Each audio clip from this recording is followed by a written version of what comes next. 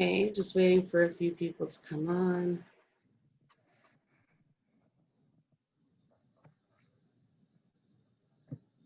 Okay, hello everybody so far.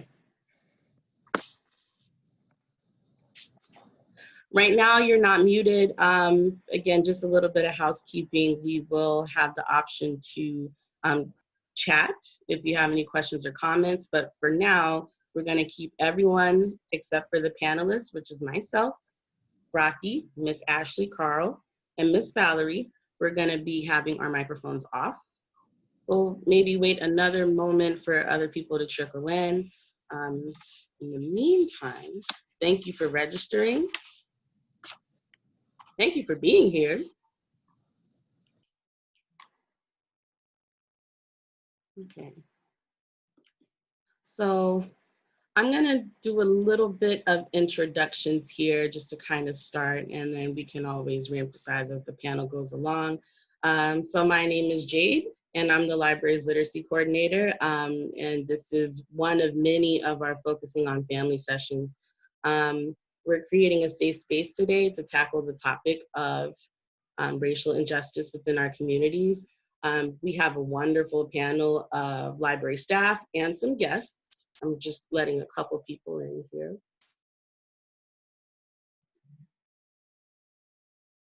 All right, we're getting bigger. The virtual room is spreading. Okay, so we have myself, I'm Jade. We have I don't know everybody's direction on their device, but we have Ashley Hoffman, our children's librarian. We have Carl Schwartz, who is our former, yes, hands up, and we'll talk about how to, if you're not super Zoom savvy, if you need help, we'll put in the chat how to raise your hand or add in the chat if you need help with that. We have Carl Schwartz, who is our former YA, our young adult librarian, and a current children's librarian at a branch of Newark Public Library. We also have Aliza Curray Dean, who is our social work professional on staff. I think she's kind of connecting and I see her name, but she's on the way. And last but certainly not least, we have an award-winning author, child activist, and someone very close to the library community, Raakhee Mirchandani, and she's going to be here to guide us through this wonderful panel, lay down some ground rules and get things started. So in a moment, I'll pass things over to her. Again, we ask that you remain muted, and then there will be a time where you can chat things in the future. If you don't know, let me just say really quickly, depending on what device you're using, because I know sometimes with the phone, if you're on an iPad, Zoom is a little tricky, but if you're on a PC, you should be able to, in your own bubble, blue little box, you can raise your hand, you can do a high five, or there's also little widgets at the bottom that allow you to do that. So I'm letting in Regina. Again, thanks again for everybody who registered. We have a nice lineup of things for you, along with some takeaways towards the end, so be ready for that. Without further ado, I'm gonna go ahead and pass things on to Raakhee so she can get things started with us. Thanks, Jade. I love being called a friend of the library. It's one of the very best things that someone could call you, so I appreciate that. I've been looking forward to this conversation for a few days. I think that places like this and gathering with folks to talk through topics like this are extremely important, and it can feel isolating and distancing in these times where we aren't gathering with our friends and in groups to work through some of these issues. So I appreciate you, Jade, and Ashley and the library for making this space for all of us. And in that spirit of sharing and just being able to be fully sort of here and open with each other in, talking through some things that can make some folks uncomfortable, I thought we could kick off with something called a permission slip exercise. So last November, I went out to Texas, and I was trained by Brene Brown to facilitate her work. And one of the exercises that she taught us was this permission slip exercise. And it struck me quite deeply, and I've used it a ton since then. So what I'm going to do is I'm going to put a writing prompt. It's a sentence, a couple of words. It's nothing deep. I'm going to put the prompt in the chat. And the whole goal of this is, you might remember when you were a kid, right? That you needed to get like a permission slip to go to the zoo. from your parents. They had to sign it to be like, oh, Raakhee's allowed to go to the zoo. These days, you don't have to ask anybody for permission. You have to give yourself permission. And one of the great things about when we write ourselves a permission slip is, and share it with others, is that we can hold each other accountable to the thing we said we were going to do. So I'm going to go ahead and put this prompt in the chat, and you're welcome to write it right next to you. You can put what you know, the thing you give yourself permission to do in the chat. It's very simple. It says, what do you need to give yourself permission to do, feel, or not do in order to show up for this experience today? And I'll go ahead and throw mine in there as an example.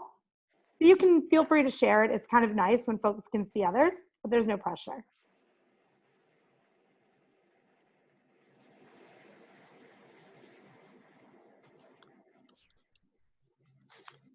And that one is mine. Ah, Regina and I have a similar one. I feel you. I've sent my daughter outside, but who knows when she will come back. It's all very unclear these days. And so I'll give you just one moment, and you're welcome to share it. What do you give yourself permission to do, feel, or not do in order to show up for this experience today? While people are thinking that through or just making their notes, I'll give you a couple of quick housekeeping things. It's real simple. We're going to utilize the chat function. So that's the thing where you saw me put the permission slip prompt. You could throw questions in there in real time, and I'll try and get to them as we're going through the panel. And if we don't get to them in real time, I'll make sure that they're answered later. But the chat function is a great way for, if you're worried that, you know, you got something in your mind and it's going to leave by the time the end of the panel, and you're like, oh, I don't want to forget to ask this question, just go ahead and throw it in there. The other thing we'd love for you to do is mute. So thank you so much. When I am not speaking, I'll also mute because my apartment can be a very loud place, even though there are so few people here. And I also want to remind you that a lot of us, people haven't had these conversations before. Some people have had these conversations endlessly since we were children, right? And we're all coming from different perspectives as we gather in the Zoom room today. And I just ask that we all are patient with each other. Someone's going to say something that feels brave for them and maybe obvious to you, or maybe the opposite way. And the important thing is just to let all of us work through this together, ask the questions that you feel like you need to ask, and be really quite unafraid of saying the wrong thing. Because the truth is, at some point, we're all going to say the wrong thing. We're all going to need our friends to forgive us. So without, too many rules, but I feel like that was important. I got a PM that you gave yourself permission to reschedule a work meeting. I appreciate that. Cool. So I thought we could maybe get started with the panel. Does that feel good? Just give me a thumbs up. There we go. Perfect. All right. So the way that we broke this up is I'm going to start with Ashley. I'll ask Ashley a couple of questions, then I'll move over to Jade, and then I'll go to Carl. And you feel free to keep me posted if my questions are not answering the questions that you have. Tell me what you want me to ask in the chat. I'm really good on the fly. I'll be happy to work them in. All right, Ashley, how you doing? Hi, Raakhee. I'm good. How are you? Good. It's good to see you. You too. So when Jade and you first talked to me about doing this event, I remember we were talking through what is the best way to have this conversation. And it occurred to us that the best way to have these conversations with each other and also with our children to talk to our children about race was through books. Because it's sort of a natural way that we all connect, right? We're part of a library community. I could see Carl in the background there. He's got no shortage of books. My apartment looks just like that also. But I think it was a natural way for us to think about, well, if we want to talk to our children or each other about something, it seemed natural that we would turn to books. And so I asked you all to come up with some books that you thought would help us sort of navigate these conversations. And the one that you told me was The Cat in the Hat Plaque by Philip Nell. And so I wanted you to share with this group why you chose that book and what conversation do you hope that book or reading that book will spark for folks at home. Thank you so much. So why did I choose this book? This book starts out with Seuss, but ends up talking about nostalgia to kidlit in general and why it's holding us back from having more diversity at the forefront of our collections. So we want our kids to love the books that we loved as children, but they really don't need to. We also don't want to admit that the books we loved as children were so racially charged. For example, The Cat in the Hat. It makes us feel bad, but we should feel worse to ignore these issues and not talk about it.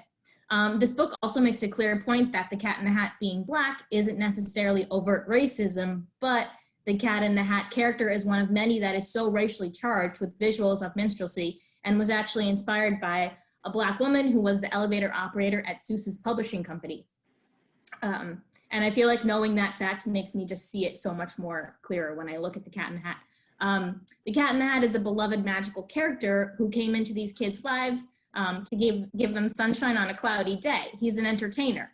And Seuss lived in such a time where when he was creating this character, his imagination was so racially charged that now we have this cat who is an entertainer with his big white gloves, a wide smile, big eyes, and even the way he moves, the fact that he's not supposed to be there, all add to this racially charged children's character. The book by Philip now, that looks like this. We own a copy of this at the Hoboken Public Library digitally, but I bought one just for my collection. But the book by Philip now also talks about the importance of Dr. Seuss when he first wrote The Cat in the Hat. It was a time when kids only had Dick and Jane, so they weren't reading at all. So his publishing company came to him and they said, you need to create stories that kids will actually read, with 200 vocab words and X, Y, and Z. And the book needs to be fun. Kids need to start reading. So he wrote The Cat in the Hat. Kids loved it. They were reading it. But now we have so many other books for kids to read that are fun, beautiful, dynamic. Dr. Seuss shouldn't be removed from the history of children's literature. He's so important to it. He helped Johnny learn to read in 1955, but now it's 2020. And in terms of introducing our children to books that might mold them, not only as readers, but as empathetic, kind, and open people, we don't need books like Dr. Seuss anymore with these images always just being seeped into our brains from when we were small children. So what kinds of conversations do I hope this book will spark? And how do I recommend we start these conversations with our littlest readers?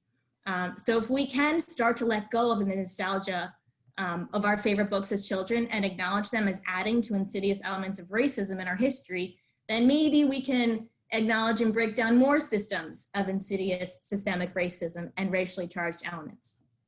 A lot of people think there's inherent innocence to children's books because they're for kids, but what we teach to kids and what we show them is so important. Their brains are like sponges.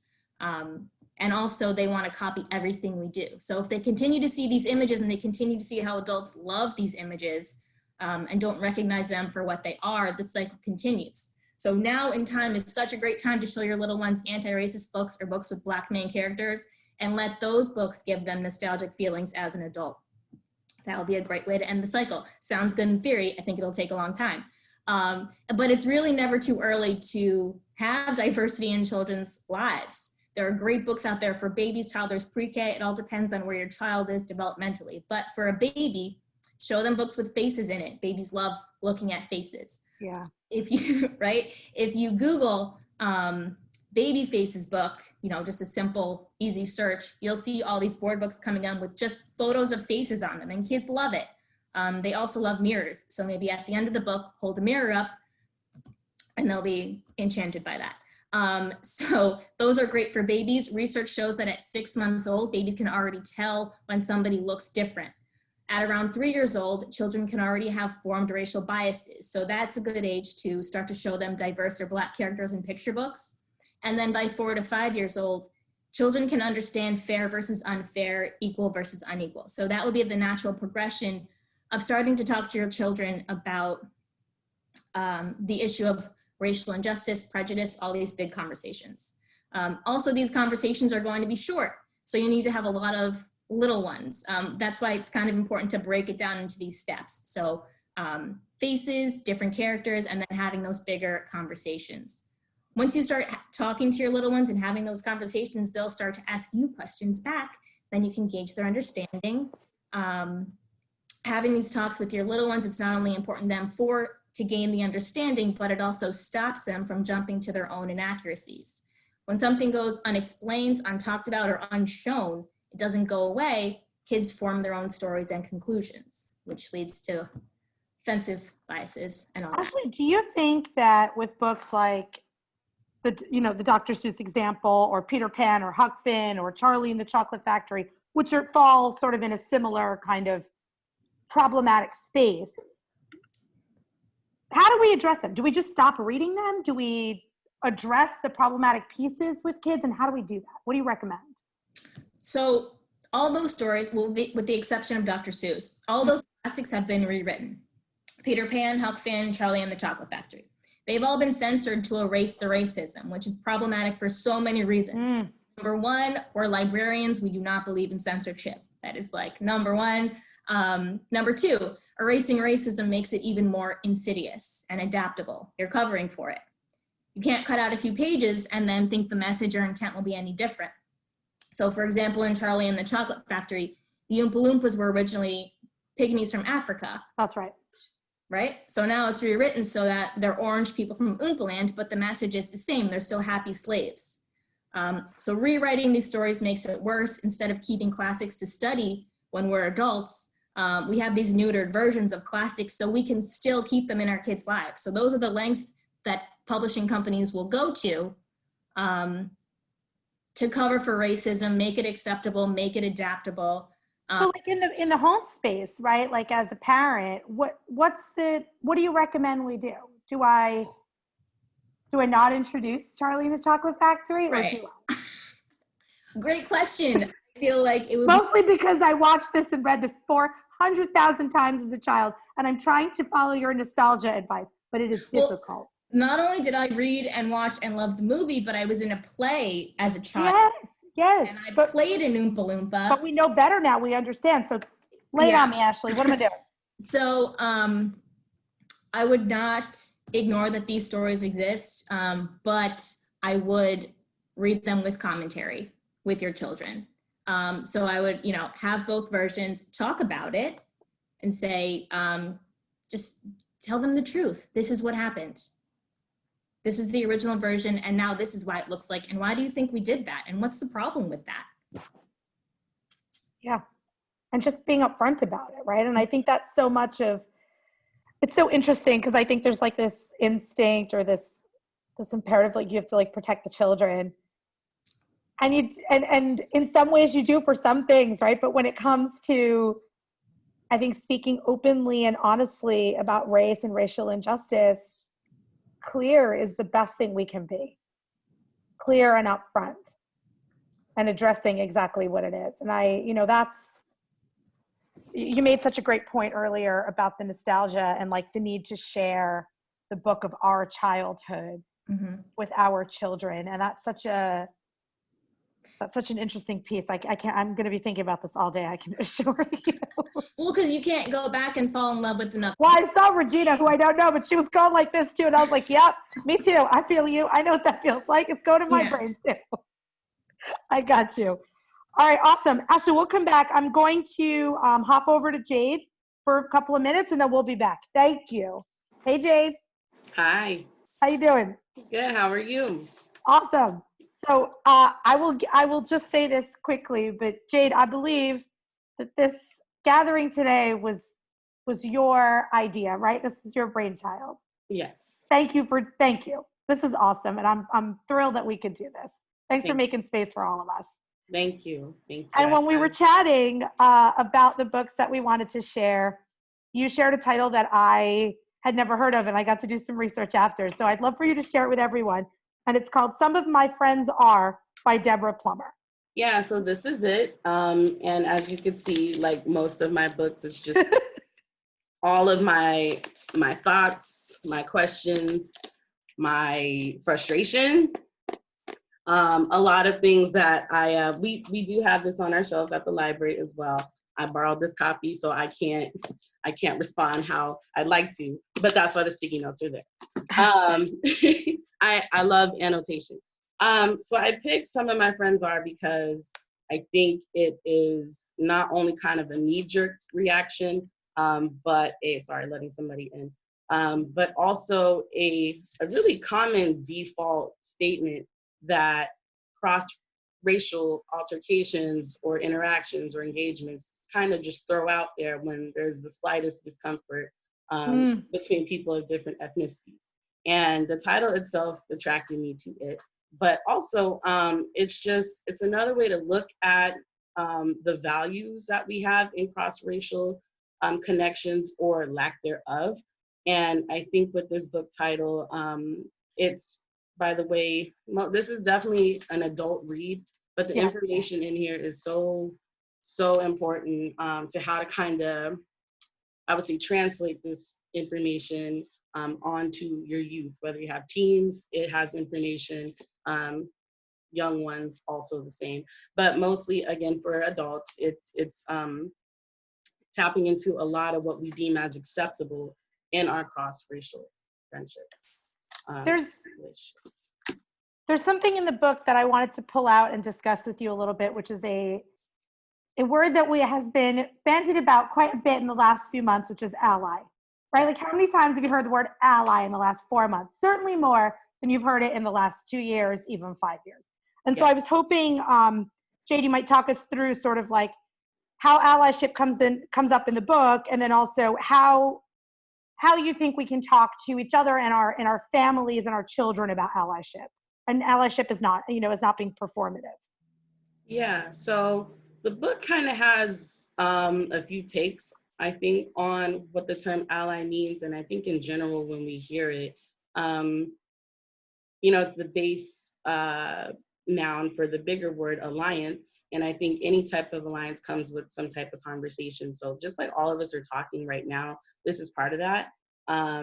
I think the book kind of alludes to different anecdotes of other people added in the book that talked about what their conversation started like when there was a disagreement between a friend of this ethnicity and a friend of another ethnicity. Every time there was a click, even if it's a coworker to coworker sort of situation, it all stemmed from a conversation. And I like to think that the definition, just kind of rolling into one with a little bit of my interpretation of it, is an ally is somebody who is intentionally a connection of support, even if they don't know what to do, right? I think also having interactions, even if you're not close with that person or you don't know them like that, but you know they're different, there's gonna be times where you just will blank or won't know, or you'll be embarrassed, or you'll feel frustrated that you don't know what to say. Allyship starts with a conversation that is very uncomfortable. So it's that expectation of going, I know this is different. What I said, I didn't mean, or I'm trying to say something that I mean without being disrespectful. It starts there. And it starts with just like any relationship, having both giving and receiving ends to really trying to be understood the best way you can, because it's not an easy process. It's not anything that happens overnight, especially when the differences are so strong, or maybe it was a microaggression and somebody was offended, or maybe somebody's trying to be an ally, but they don't know how. And I like that this book expands on how, kind of like what Ashley was saying, it's definitely a generational thing in terms of, and I like that the book kind of noted that odds are families that have kind of closed-ended, meaning not really open to other ethnic groups as, friends, or, friends of families, neighbors, things like that, it'll mimic a pattern on their kids. If they don't see mom and dad hanging out with this identity of people, there might be something kind of to that. And I like that it's giving us more of a closer look on how we bring about those topics and talk about it with kids. But I will say, go ahead. Yeah, go ahead. I was going to say, one way to start with, because allyship now, especially with us being kind of indoors way more, and there's not a whole bunch of meetups and things going on, it's not simple because we have all been stripped of interaction and socializing to a degree. But definitely start by being a family that's a welcoming family to talk to, whether it's parents of other ethnicities and want to do like maybe a Zoom or something fun and everybody do an activity. Support businesses of marginalized groups, whether it's all women or I don't know, our transgender community or our Black community or Hispanic community. Support. I think it's definitely a time where everybody's being super duper creative. It's also a really good time for everybody to educate themselves, attend more things like this, webinars, Zoom meetings, etc. And that was just my little thing to. No, I love it. I love it. I liked what you said about allyship, the intentionality behind allyship, and I wanted to talk through with you and get your ideas on applying some of that intentionality to conversations we have at home, right? Especially around sort of dismantling some of the culturally insensitive language that we use with friends, with family, or at work. And I just wanted your thoughts on that. Yeah, so I think with culturally insensitive language, it's real, and I think it happens usually out of it's private until it's not. I think amongst our close connections, we talk however we like, we joke, we do things like that. But when it starts, passing the threshold of being offensive to others, is definitely when you definitely are focusing on whether I said is something that was right. If I were caught saying it, would that be offensive? And if you have to think that, more than likely it is. And so culturally insensitive language happens a lot through interactions with people where either we don't know any better, we're trying to joke, or we are making ourselves comfortable to get through that difference of something. Yep. And that's just number one. Expect to be uncomfortable. Everybody expect to be uncomfortable. I think and just speaking for myself as a person of color, it's usually that we're uncomfortable quite a bit of time when we are not in spaces where we feel like we will have that giving and receiving and vulnerability of being self and being not, misrepresented or anything like that. So I think with culturally insensitive language, one way to notice if you're doing it, if you're using a lot of, I would say, pronouns in the negative, whether it's their or them, or even in the second person, like your, like, oh, your community, your friends, your people, like some things where it's like, even if you don't mean to be rude or you don't mean to cause a stir, what it does is it takes away the person for who they are as a person first. Yeah. Because it's also, the assumption that if you have a couple friends of color or another race or so, you associate themes of society and social stuff with them, and that's not really the case. Like, not one person is a spokesperson for their ethnicity. So That's right. try to leave that at the door if you can.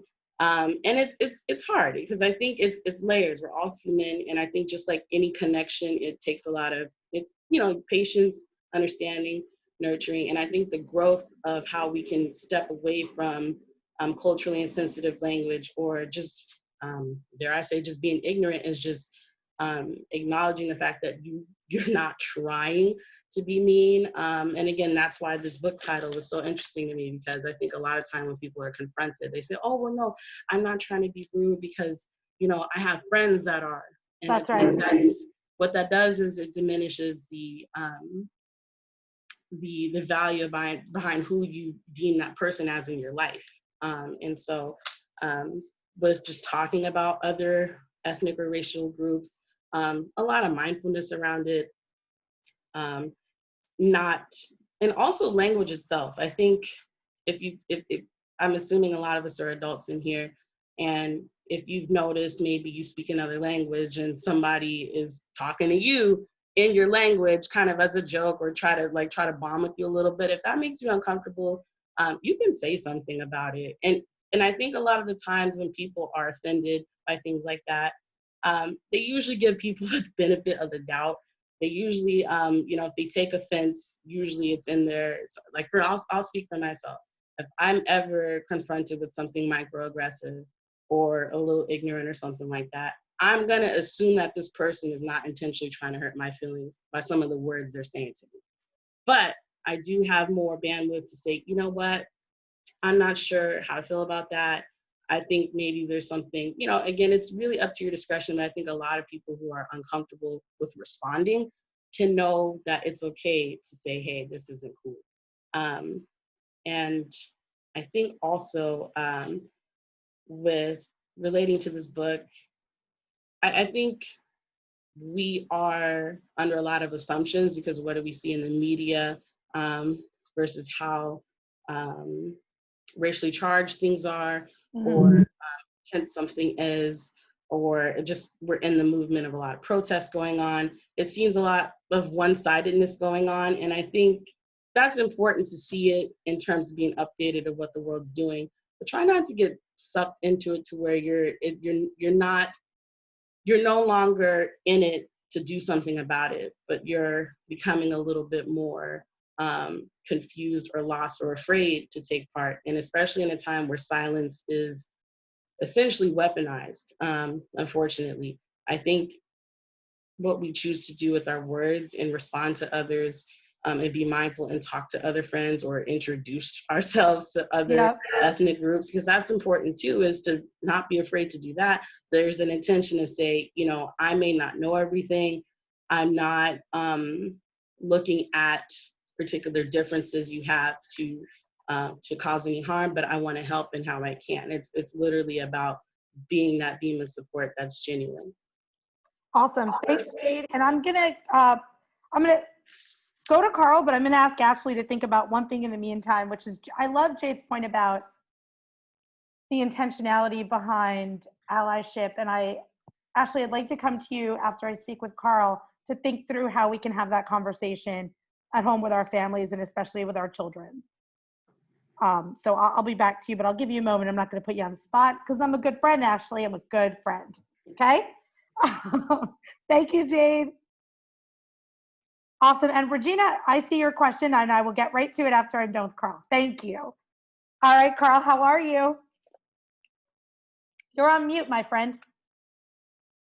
I said I'm doing well. Thank you for inviting me once again, Hoboken Library. I know I'm no longer a librarian there, but I'm glad you still hold me in your heart.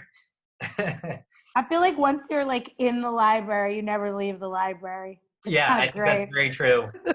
Is that a virtual background or a real one, Carl? It's driving me nuts. I wanted people to think it was real, but my actual bookcase does not look that nice. I was like, what kind of life are you living that they're so straight? Okay, that makes me feel better about my bookcase. It is fake. I just needed to clear this up for myself so I could ask you these questions and really focus. Thank you.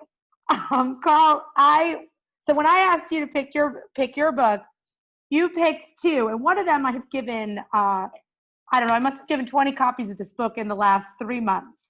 It's called Stamped, and it's the Ibram Kendi, Jason Reynolds version.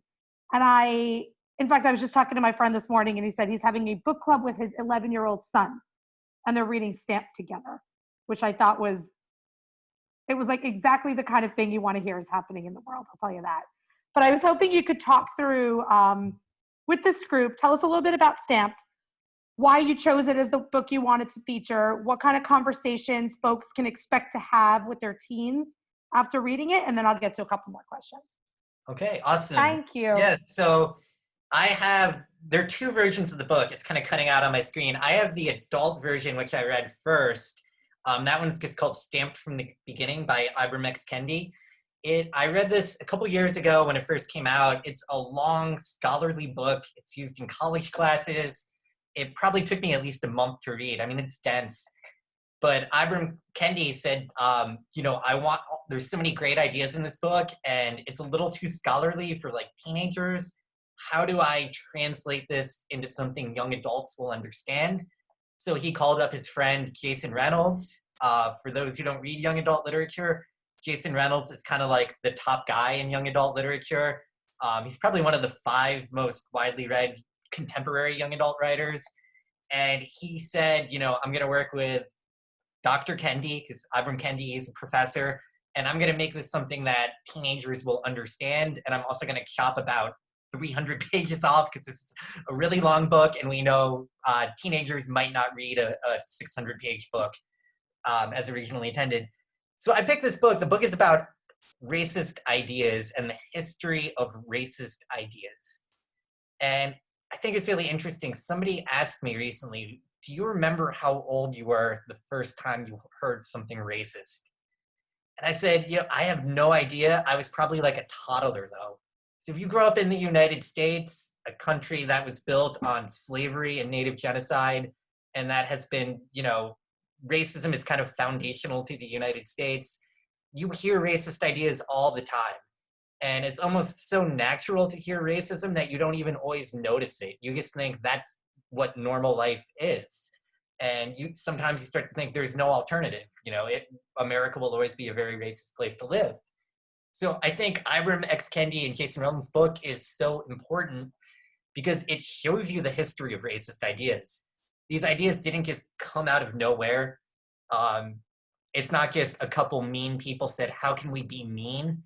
They have a deep and long history, and a lot of these ideas come from a time of colonization and slavery. And in order to uphold, the white colonists that came to America and the plantation owners and the people who upheld Jim Crow and the war on drugs, they couldn't just implement these systems without an ideological framework. And they needed racist ideas to justify all of the injustices and horrific things that have always happened to people of color in this country. And if you don't know this history, you might just think, these racist ideas are normal or that they're true. And I think that can be a really disturbing thing, and we need to push back on that. Like I say, I know as a teen librarian, I spent countless hours in a teen room and I watched kids go on the computer. And a lot of what kids do on the computer, we know, is watch YouTube videos. And a lot of times I can hear their YouTube videos, I can see them from my desk, and they're watching racist YouTube videos. They're not watching Ku Klux Klan or neo-Nazis. I'd say it's a subtler form of racism that kids are exposed to. A lot of it is based on memes and pop culture, but it's still racist, and it's hard for kids to identify that. I think it's very difficult, especially with the idea, of how fluid racist ideas can be. And I think reading a book like Kendi's shows you where these ideas come from. It shows you how to recognize racist ideas, which is a skill that kids need to be taught. And adults need to be taught it. I think we're still learning all the time. And I think that's just a super important thing. And Carl, let's say that, we're reading Stamped with our teens, right? Like the parent and the child is reading it at the same time, and even this applies to younger children, right? They're not going to be reading Stamped, but they'll be reading something else with their parents. At what point are we sort of like, how are we extracting talking points from the book? And then how are we actually having the conversations with our kids? Yeah, that's a great point. I think just because racist ideas are so prominent in American culture, as you're reading the book, it's good to stop and just say, wait, when have we heard these ideas before? And they could be either in your personal life, from a politician or a figure in the media. You want to apply these ideas that he gives a history of you want to say, wait, I hear these ideas all the time. And, it's good to point them out. I'll give you an example. I highlighted, it's a really short passage from the book, and I think this is really powerful. It's from the introduction of Dr. Kendi's and Jason Reynolds' book. He wrote, if not for racist ideas, George Zimmerman would not have thought that the hooded Florida teen who liked LeBron James, hip-hop, and South Park had to be a robber. Zimmerman's racist ideas in 2012 transformed an easygoing Trayvon Martin, walking home from 7-Eleven holding watermelon juice and Skittles, into a menace to society holding danger. Racist ideas cause people to look at an innocent black face and see a criminal. Not for racist ideas, Trayvon Martin would still be alive. His dreams of becoming a pilot would still be alive. I think that passage is just so powerful. And over the past couple months, we've seen these horrific videos of police killings. I'm sure most teenagers at least have seen them online.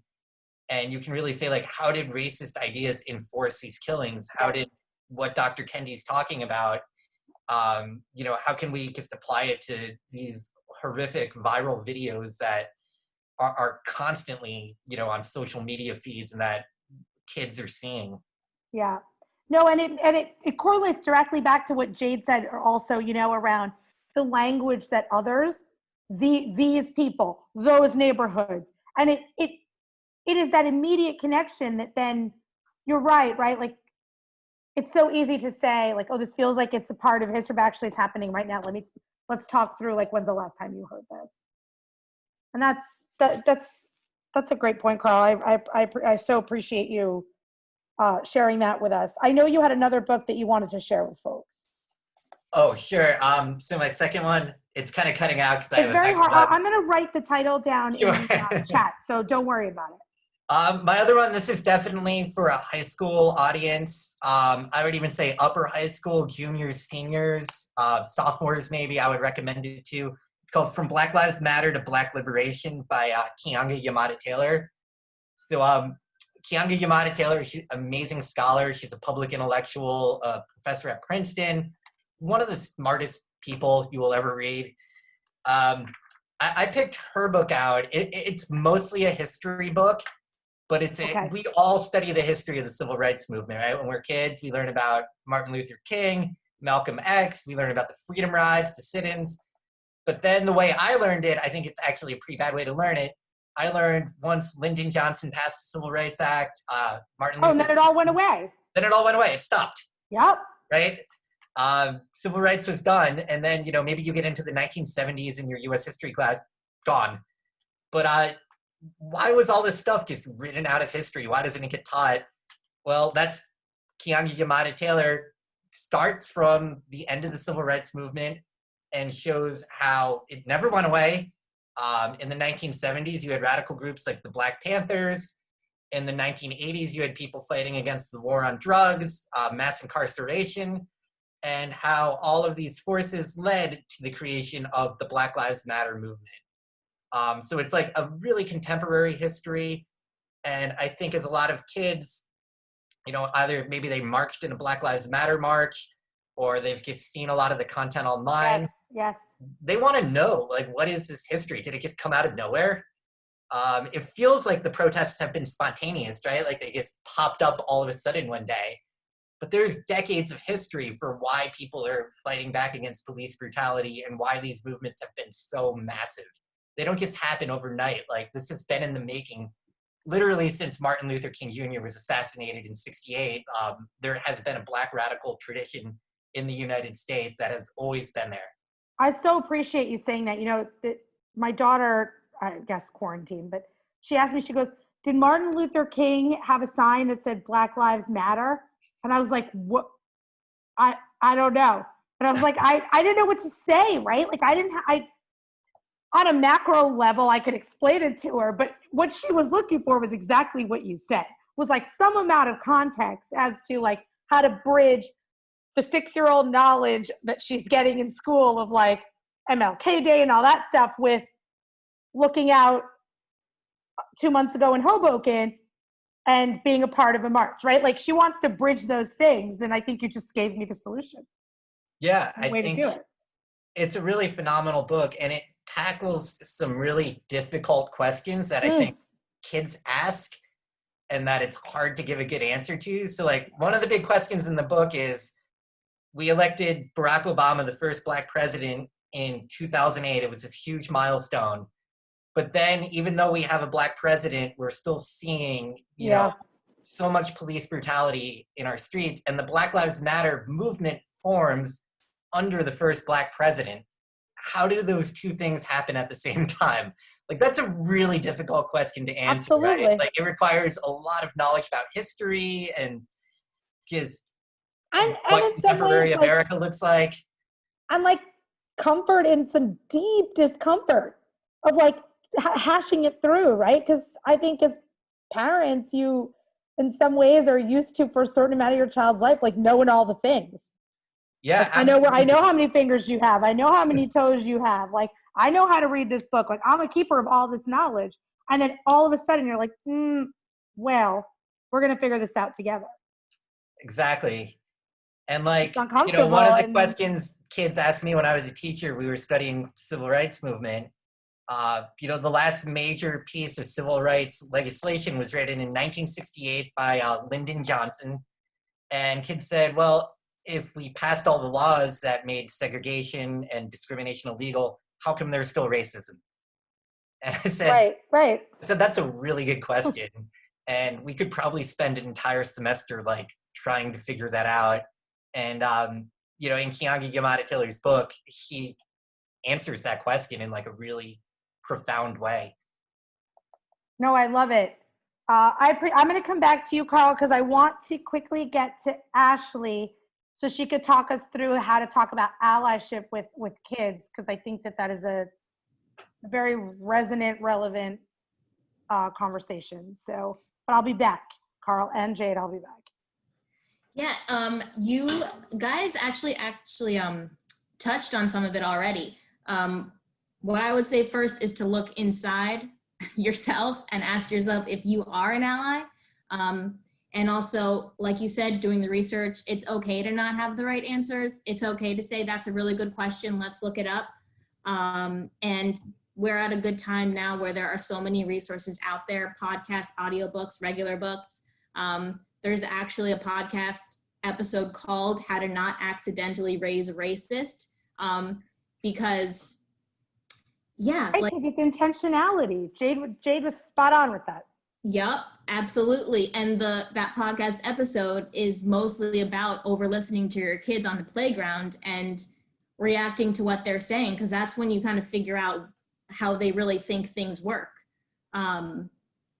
So that's kind of the short answer. But yeah, you guys kind of touched on it, looking inside, doing the research.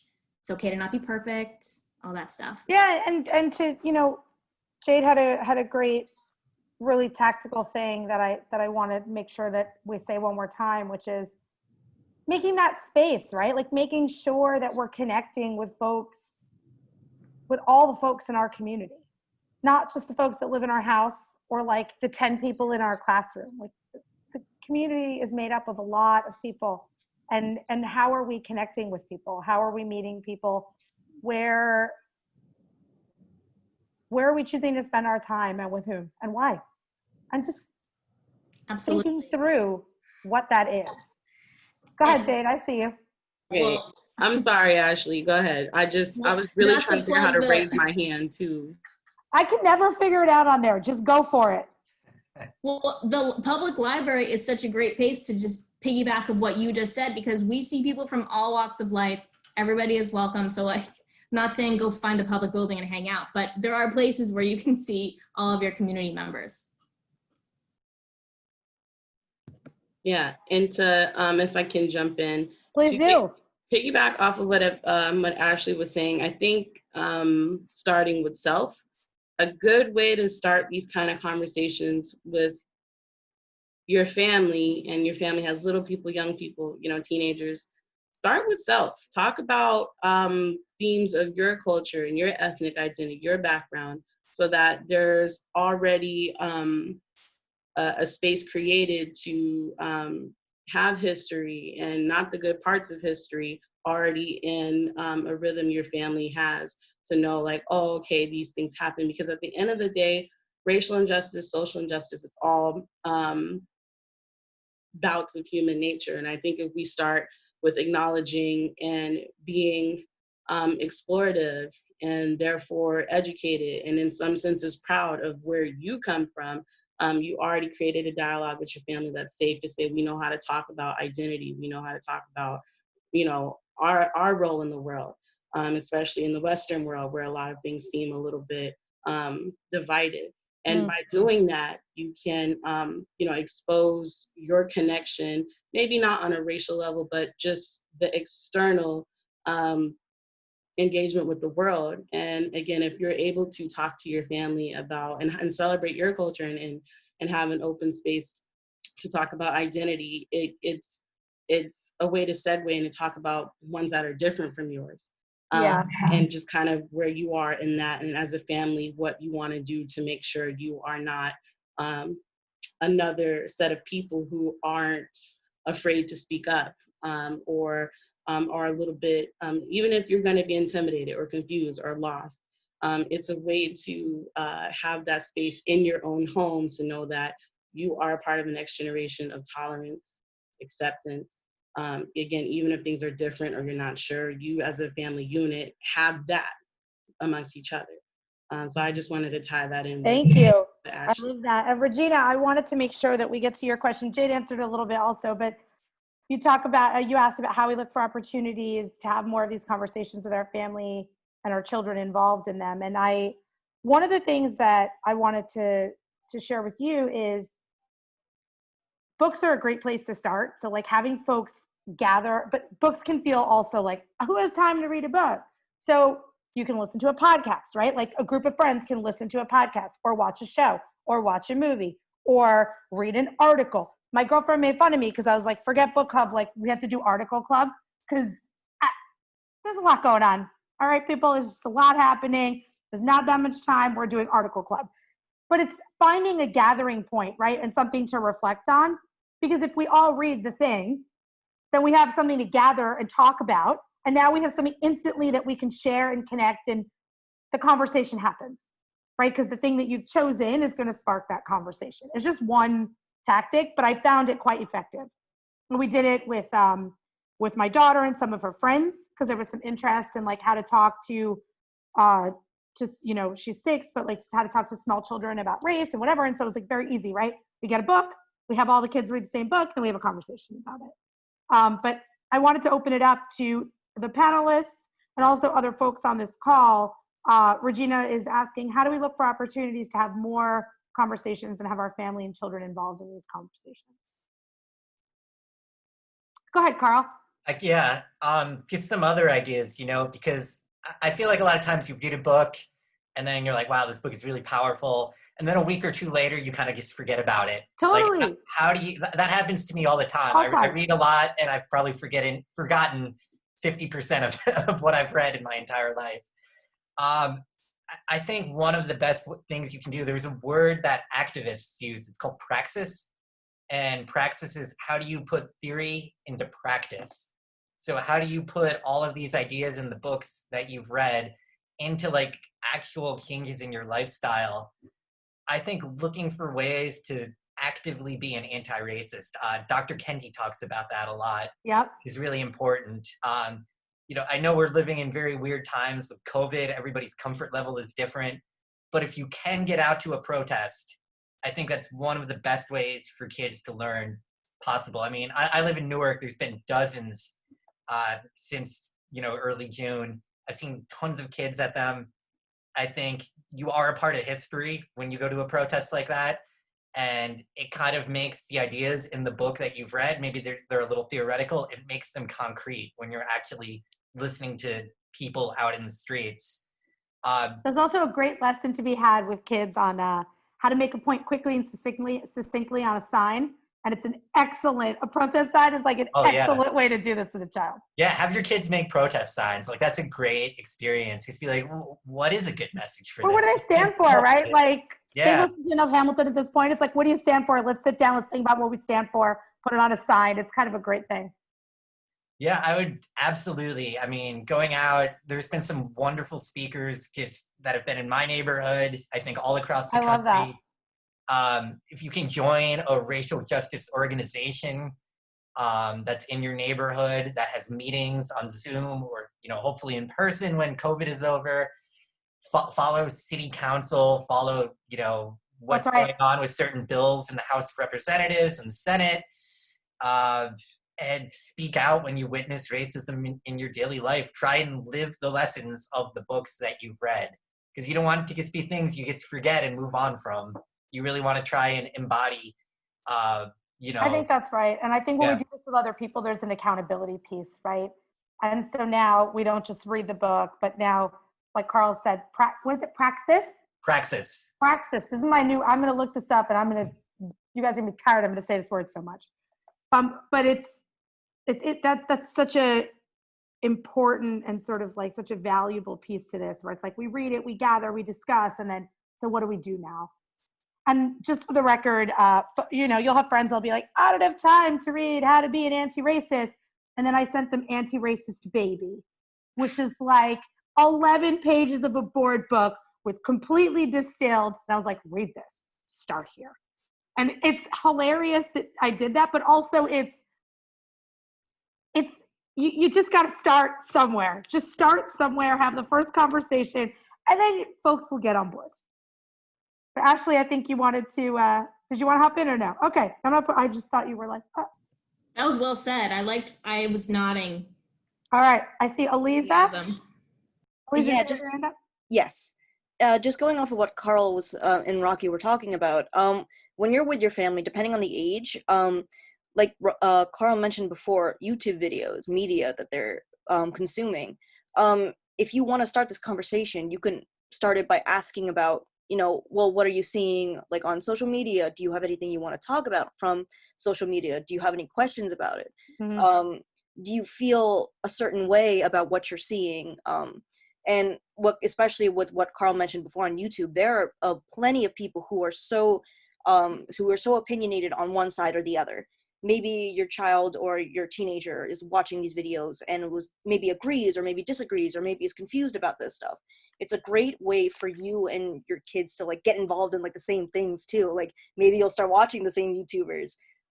But I feel like starting a discussion on what you're starting from, like your kid's point of view, is a great way to start conversations and kind of start a discussion in your house about racial injustice.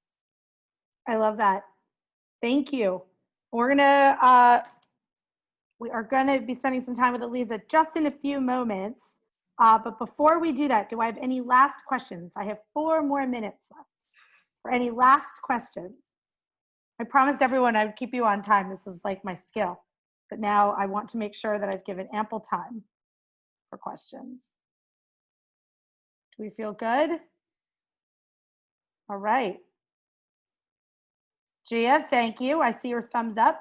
You have mastered the art of the Zoom emoji. I have not figured this out yet. I will learn this after. Well, thank you very, very much. Thank you, Don Giovanni. Perfect.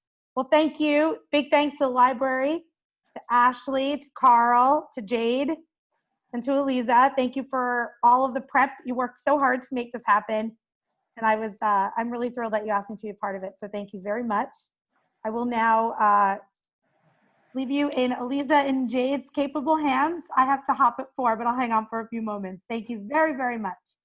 Thank you, Raakhee. Thank you, Raakhee. Very, very Thanks, much. Friends of the everyone. library. This was a BFF. lot of fun.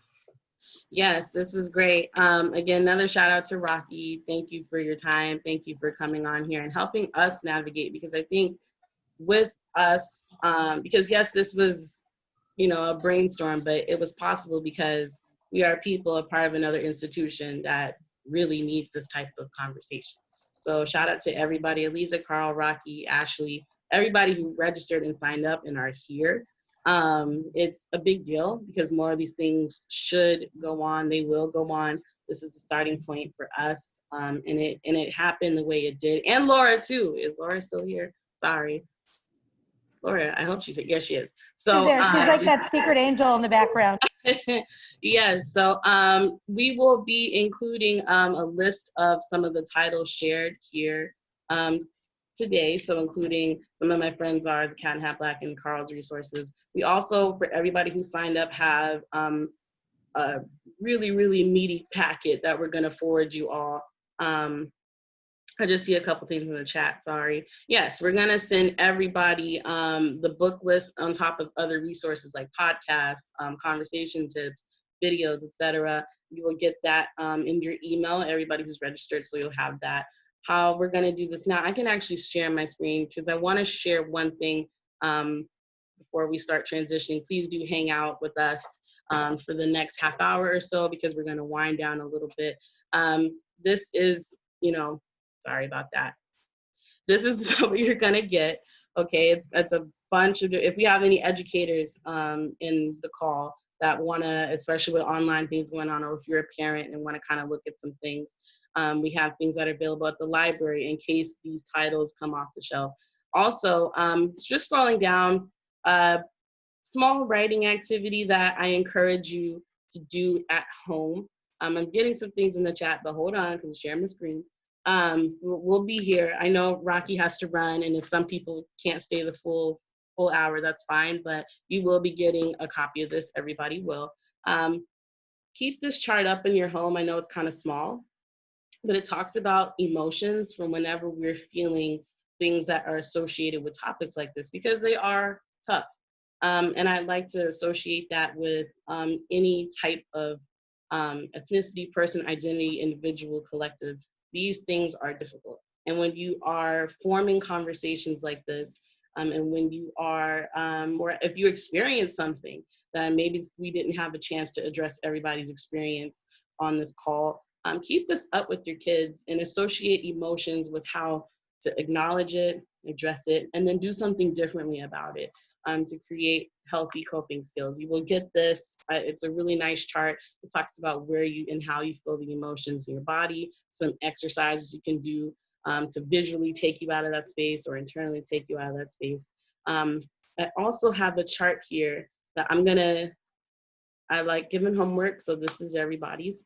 This is an express yourself activity. If you are somebody who wants to do a little bit of journaling for yourself, I have a prompt for you here. And with your family, especially if you have, with the school year starting, and we know we already have a little bit of anxiety with that for some people, this is a way to do this outside of school or as a family. It is using this chart here. Again, just quickly going through this, we don't have to do this now, but these are words that are associated with emotions we have, subtle ones, really serious ones, or moderate ones. And I think it's a great vocabulary building exercise if you do have younger kids and want to kind of get in the reflective mode with them in another academic enrichment sort of way. But use these words. There's an activity here where you can use the words from this toolkit, talk about how those words shape who you are in the moment you feel them or relate an experience to them. Create a poem with your family. It can rhyme, it doesn't have to rhyme, it could be a few stanzas, 2 lines, whatever the guidelines are. Take those, and especially if you want to theme it around prejudice, identity, race, confusion, injustice, that will be completely up to you, but use the words to help you put them to composition, right? If you're comfortable in your family space, write the poems or pieces of writing anonymously, put them in a jar, a hat, something like that, and really get a sense of who lives among you with these types of feelings. And again, a poem is meant to be expressive. It's not perfect. It doesn't have the answers, but it's just something if you want to keep this conversation going at home and you want to talk to your family about what experiencing racism or feeling confused about racism makes you feel like, pick some words to help you get there and share. You will, again, get a copy of this. No worries there. Before we transition, we have another way to kind of develop some healthy coping skills with Aliza, who is our social work intern on staff for the summer. She's really, really great, and she has added so much of this information. Before we get her to kick off, I just want to address these questions. I'm not sharing my screen anymore. Okay, so question, sorry. Yes, we all would get that information.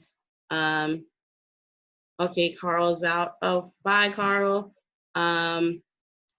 Wonderful. Wonderful. I'm here, Jade.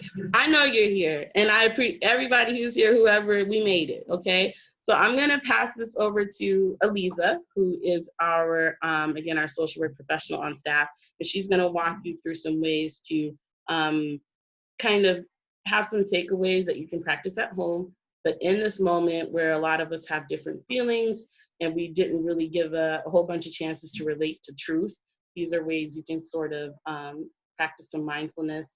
And Aliza's going to walk you through that with a couple of activities. So I hope you get comfortable for this. Go ahead, Aliza, take it away. I just wanted to say, guys, thank you so much for coming, and thank you so much for coming to this 30-minute section of it. I really appreciate it, and thank you to Jade and Ashley for everything, and Carl and Raakhee who have left. But I wanted to focus this section on emotional regulation and emotional awareness. So Jade kind of introduced activities about emotional regulation. When we're talking about intense subjects like racial injustice and social injustice, we get emotional. It's a natural part of human behavior. Everyone has emotions. Everyone will get overwhelmed at some point in their life. And when we're talking about having conversations with family and having conversation with friends, it's really easy to get overwhelmed with emotion. I speak from experience. I get emotional in the car when we have those impromptu discussions about racial injustice, and we may not agree on something. And then I start crying, and then my sister starts crying, and then we're just all a mess. And really, that's, it's a discussion sometimes, but at the end of the day, you don't get your point across. You don't have healthy discussion between you and your friends and your family. So I want to introduce an activity to you guys to not only be aware of when you get overwhelmed with your emotions, but also a way to regulate these emotions when they get too intense. So you can do this at home. Whenever you get overwhelmed with your emotion, or when you're starting to feel like, oh, I'm upset, I'm angry, I'm sad, I don't really feel like I'm having a productive conversation. Note the signs that you're feeling with this. So, like, for example, when you're angry, what are the symptoms of your anger? For me, I start shaking, and then my voice starts to like tremble, and then I get a little watery in the eyes, and then I start crying because depression and anger are like so closely linked together.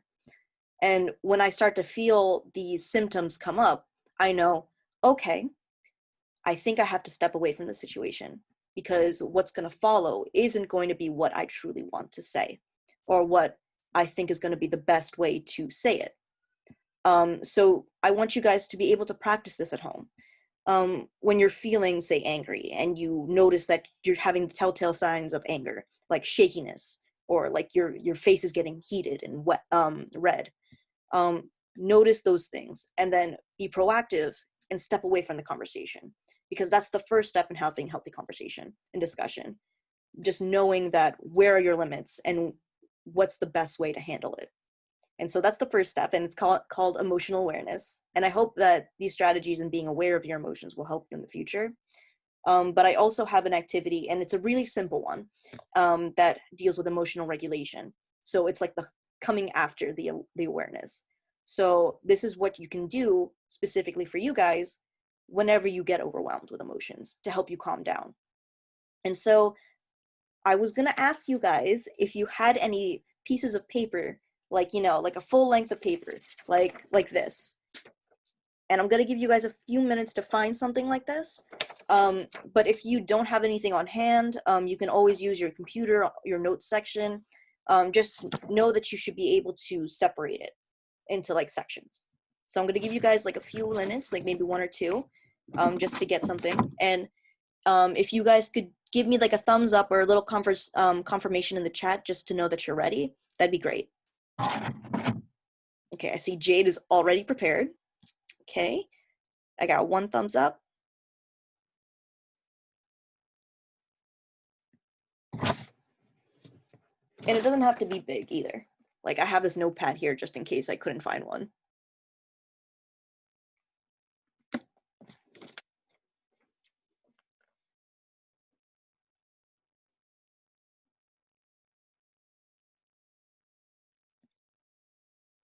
Okay, you got another thumbs up?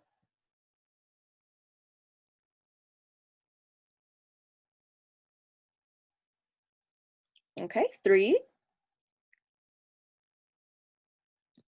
Let me just take a sip of my coffee.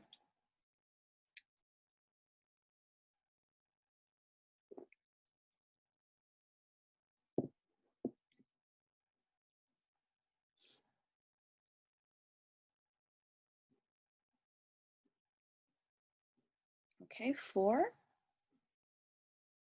All right, so I think we have the majority of the group. So I'm gonna go slow. So just in case you're like running around looking for something, don't worry. And I can repeat anything that you need.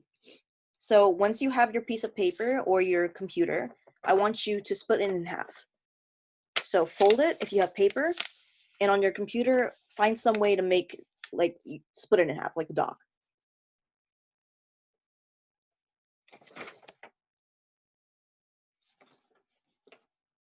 Okay.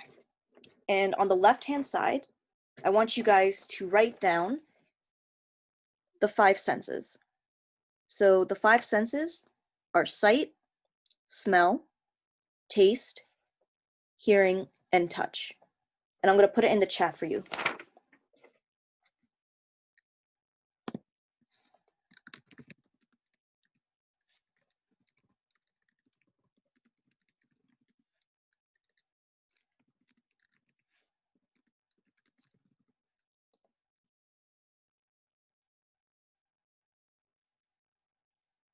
Okay, just like last time, just give me a thumbs up when you guys are ready. I'm going to show you the example again. And if you need more time or if you need me to say it again, just let me know. Okay.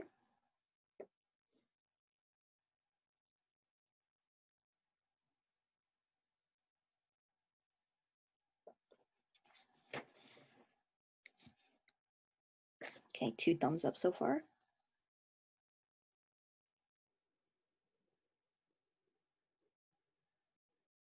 I hope you don't hear my air conditioning. It's like on full blast right now.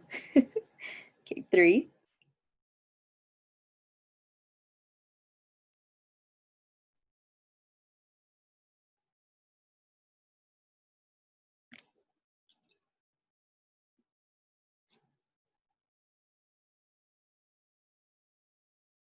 Okay. And so on the top of the right, this one's a very simple step. All you need to do is write self-soothing on the very top of the right-hand side.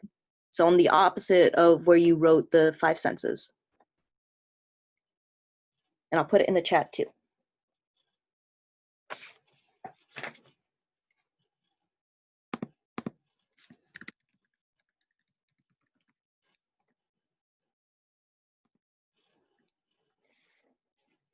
And I'm going to talk a little bit about what self-soothing is.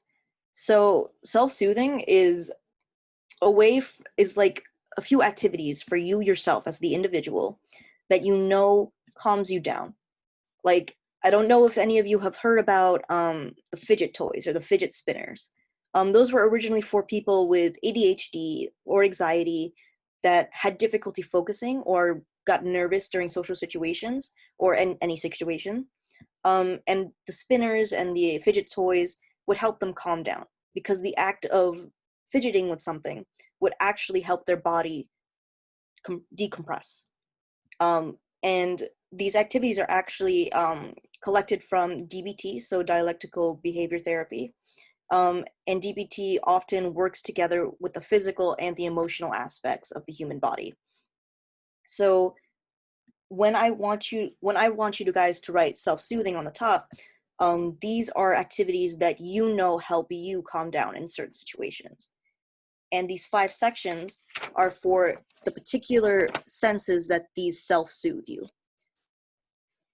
So for example, a self-soothing sight activity would be for me to watch videos on YouTube. Like my favorite YouTubers playing weird games always make me happy. They soothe me. They calm me down. So if I'm very anxious about like an activity or like an assignment for school, for example, I go and watch YouTube videos to help me calm down. There's also the sight of beaches that calm people down. So like you can pull up like a picture of a beach that's very calming and soothing for you. Or you could do a photo of your child. I know my mom has like the photos of her, of me and my sisters in her wallet. So whenever she's on break at lunch or if she's had a stressful day as a nurse, she like opens her wallet, she sees us. And something like the sight activity is just a simple thing, an image that calms you down, a video that calms you down. And I want you guys to think about what a sight activity would be for you, a sight image would be for you, and write it down in your section.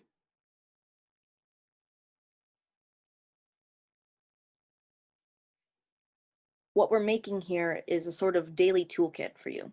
So whenever you get overwhelmed with something, like say for racial injustice, you have at least a physical copy, a reminder of what will calm you down or what will help you decompress in the moment so that when you go back to the situation, you're at your best.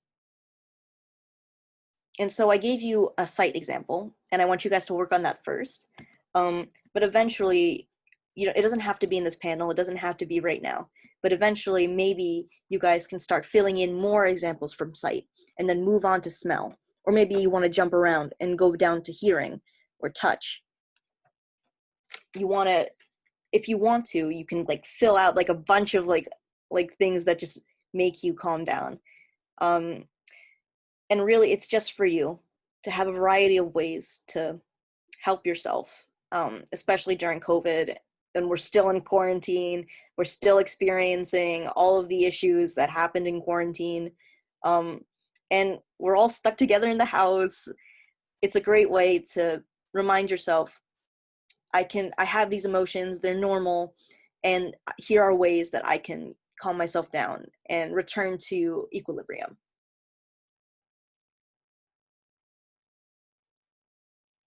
And so I just wanted to ask, is anybody confused about anything?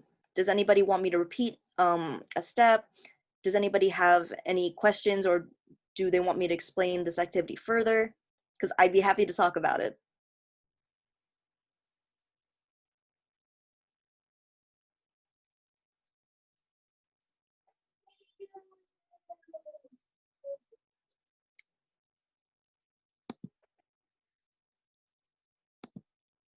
Oh, Jade?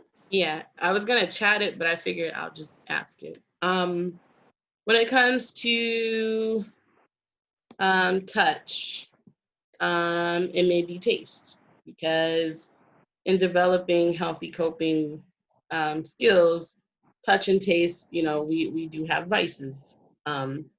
So I wanted just to, if you had any recommendations for not going towards things that probably aren't the healthiest for us, but they make us happy, do you probably have any alternatives or any recommendations for using taste, especially like if we're like emotional eaters, um, or if we want to touch something that is maybe going to spark creativity or productivity? Like, what do you think some boundaries are with creating the rest of our self-soothing list with those? Yeah, so when we're talking about self-soothing, there are also sensory activities that can be negative or can affect you negatively in the long run. So like you said before, comfort eating, I do that all the time. I'm guilty of it. And I wouldn't want to put that down for taste because I know I have an issue with it. Um, but maybe you could have like a little candy or like something small, like something that has a taste to it. Like, um, I know like there's those cough drops. I always pop one in my mouth just in case, like, cause when I get anxious, I like have to have something. Mhm. Um, oh, and I Ashley? think I had a teacher in high school who used to put peppermint drops on our desks when we had big tests coming up. I think peppermint is like a that I Yeah, like. no, peppermint is great. It's one of the essential oils too that helps with nerves. So that's a great way to just have like a little peppermint candy in your bag when you're outside, or have one in the house. I would, if you're dealing with issues with overeating, comfort foods and stuff, and like once in a while, especially when you're stressed, obviously comfort food, comfort food is just like the go-to. But there are times when you just need like you need to let yourself go. You need to have like a scoop of ice cream, well, not a scoop, but like a bowl, most likely a bowl of ice cream, or you want to just eat the cookies and stuff like that. But the important part is to do it in moderation. So maybe only have like one tub of ice cream in your house at all times. Like just making sure that only one tub, no matter how like like appealing it is to have like just a stockpile. That's going to encourage you to eat more. If your go-to sensory activity is taste. Just have one tub of ice cream and then alternatives. So like the candy, the peppermint candy for your nerves. As for touch is a big sensory activity for people with anxiety, especially. So for example, I have like a desk full of like stim toys. And there are conditions out there called dermatillomania, trichotillomania, where the sensory issue is solved by picking scabs or scratching your head or like pulling out hair. And those are severe cases, but sometimes we have a bad habit of scratching when we're nervous, and that's a negative aspect of sensory issues. But instead of that, like these toys, they really help. They're like cheap. You can buy like a fidget spinner at like Target too, or a fidget cube. Um, or you can just have like a hair tie. Like you have a hair tie on hand, you could just do this, fidget with your hair tie if you're nervous. If any of you have cats or dogs at home, You can pet your dog, pet your cat if they let you. But petting your pets is a great way to relieve stress. It's actually, I believe it produces oxytocin between you and your animal, so that improves your mood. It helps you out. I always pet my cat if I'm nervous. Um, Other ways, I also have like these little balls too, like in this plastic. Oh, you could also do plastic too, but these are specifically for sensory issues. But like you can get them in like little toy kits for cheap, like at party stores. Like, it's surprising how many cheap kid toys are actually very useful for like adult things too. Like if you're doing an assignment or you're at work, you can always have like one of these little balls that are like a couple cents. Thanks, Aliza. Yeah, of course. So without further ado, I mean, are we still doing the relaxation? Are we doing the breathing? Yeah, of course. If everybody's okay, my next activity is actually going to be something for closing, and I really appreciate you guys sticking around for my activities. So what I'm going to show you next, or well, more introduced to you guys, is called a progressive muscle relaxation script. And it's a very long name, but basically it's a sort of meditation. And so I'll be reading to you guys off a script, and I'll have like a little like spa music, relaxation music in the background. I got it on YouTube. And I just want you guys to follow the instructions. I'll read slow, but this is mostly focused on releasing tension from the body. Because you sat through a panel of great information, but maybe you're overwhelmed, maybe you want to calm down. So I thought this would be a great way for you to decompress and digest the information that you all heard today. So I'm going to put on some music. Is it okay if I share my screen, Jade? Yeah, let me make sure it's Just let me know if it's too loud. I was messing with the volume earlier. all right, you're good. Thank you.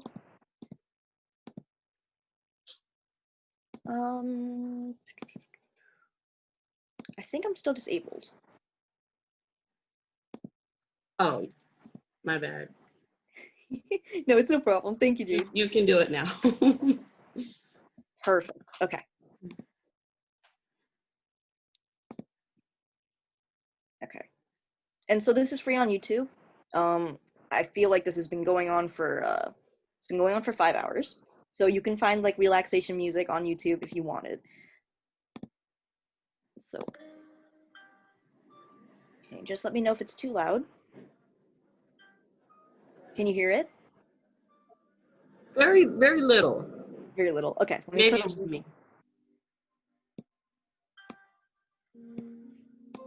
Ooh. Okay. Better? Better, yeah. Okay. And can you guys still hear me? Perfect. Okay. So I want you guys to, I know most of you have your cameras off, but the rest of you turn off your cameras. So you have your own little space.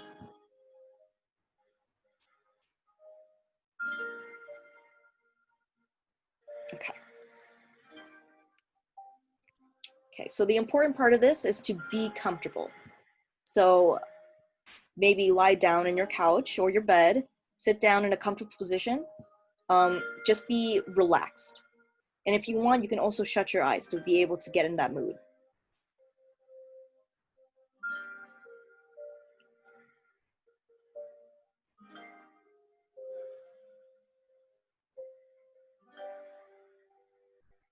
So take a deep breath and then let it out. And I'll start. Okay.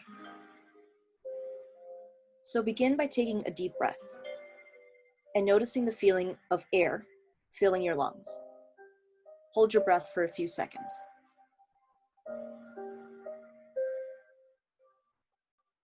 Release the breath slowly and let the tension leave your body.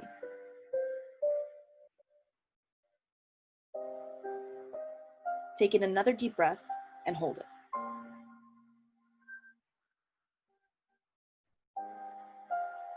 Again, slowly release the air.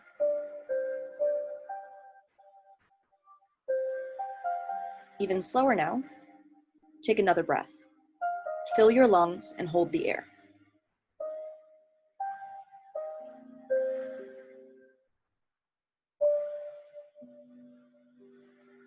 Now slowly release and imagine the feeling of tension leaving your body.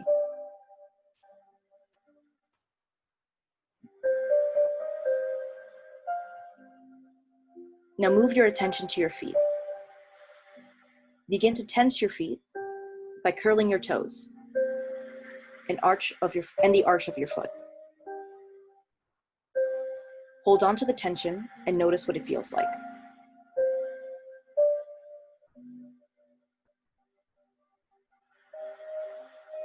Now release the tension in your foot. Notice the new feeling of relaxation. Next, begin to focus on your lower leg. Tense the muscles in your calves. Hold them tightly and pay attention to the feeling of tension.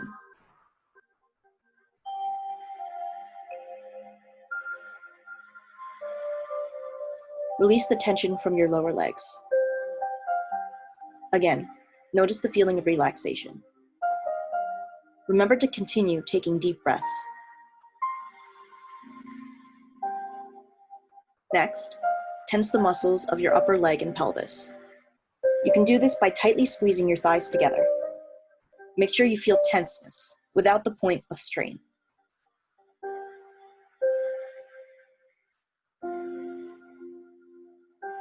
And release.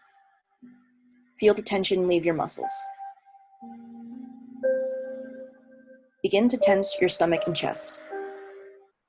You can do this by sucking your stomach in. Squeeze harder and hold the tension. A little bit longer.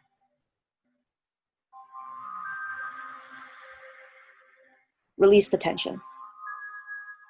Allow your body to go limp. Let yourself notice the feeling of relaxation. Continue taking deep breaths. Breathe in slowly. Notice the air fill your lungs and hold it. Release the air slowly. Feel it leaving your lungs. Next, tense the muscles in your back by bringing your shoulders together behind you. Hold them tightly. Tense them as hard as you can without straining, and keep holding.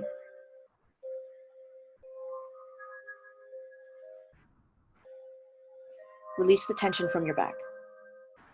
Feel the tension slowly leaving your body and the new feeling of relaxation. Notice how different your body feels when you allow it to relax. Tense your arms all the way up from your hands to your shoulders. Make a fist and squeeze all the way up your arm. Hold it.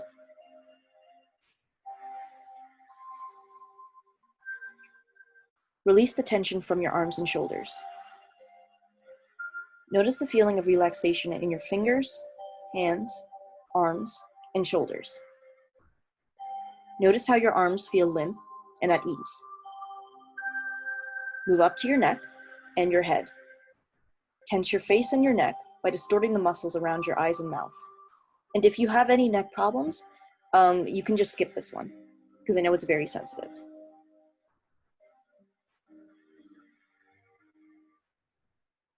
Now release the tension. Again, notice the feeling of new relaxation. Finally, tense your entire body. Tense your feet, legs, stomach, chest, arms, head, and neck. Tense harder without straining. Hold the tension.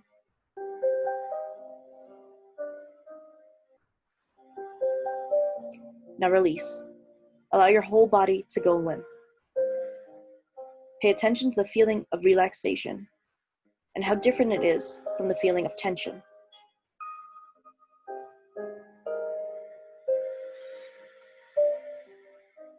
begin to wake your body up by slowly moving your muscles. Adjust your arms and legs.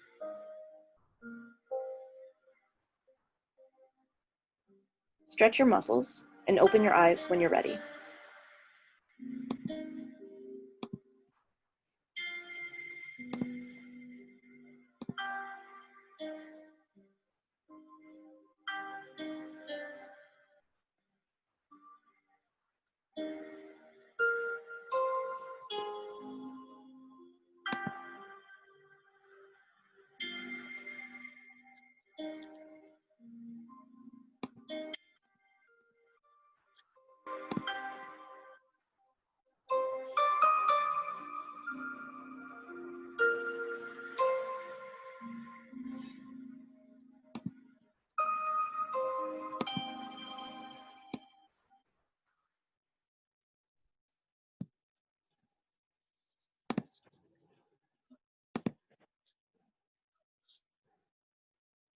All right. That was the end of my muscle relaxation script. I hope you guys are feeling a little more relaxed, at least from the beginning. And we also provided this in the mindfulness activities section. So you'll also have this. So, and you can do this at home if you want. Yeah, it's basically like yoga. It's like the same kind of like mindset. And it's available for everybody. You can just look it up. Aliza, thank you so much. I feel great. Understatement, but I feel great. I really, really appreciate the time you took to kind of walk us through a way to phase out of this first kind of tough topic that will continue to be tough, right? But the more that we gather and create mindfulness around these sort of things, hopefully the less tough they'll get. I wanted to say thank you again for everybody who's logged on, and stayed with us. Again, shout out to all our panelists and guests. You will, as long as you registered and we have your email, you will get the activities list and the other reading list and other resources. This has also been a recorded program. So if you, for example, want to reach out to us, give us some feedback. How did you like the session? Any other things that we invite, reach out to myself and we will have this recording. I hope we can have it available. I'm not sure how to cue it out, but thank you for being a part of this moment. Thank you, Aliza, Ashley, Valerie. I think Valerie said she's out, but thanks everyone, Laura, and everyone in the chat as well. Again, feel free to reach out to us. Thank you for coming. And if you have any additional feedback or questions, I will put my email here. It should be on that flyer or registration page you all saw, but just in case you want to copy paste it really quick. Did anyone else want to have any closing remarks, or are we good to go? That was great. Great. All right, everybody. Until the next time, we will have our next Focusing on Family session. And once we do, hopefully we'll see you again and you'll see us again. In the meantime, keep on, was that somebody? Oh, until then, keep on keeping on. Have an amazing day, and you'll see an email from us within the next couple hours or so. Give us some time to ramp up everything that you've seen here, and we'll get that out to you. All right, everybody, enjoy your day. Talk to you later.